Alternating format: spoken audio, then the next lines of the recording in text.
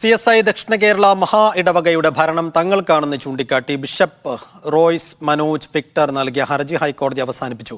ഹർജിക്കാർക്ക് supreme കോടതിയെ സമീപിക്കാമെന്ന് ഹൈക്കോടതി. Supreme കോടതി വിധിക്ക് ശേഷമേ അധികാരം ആർക്കെന്ന് പറയാൻ കഴിയൂവെന്ന് ജസ്റ്റിസ് TR രവി വ്യക്തമാക്കി. ഷംന അശോക് ചേരുന്നു. ഷംന, വിവരങ്ങൾ.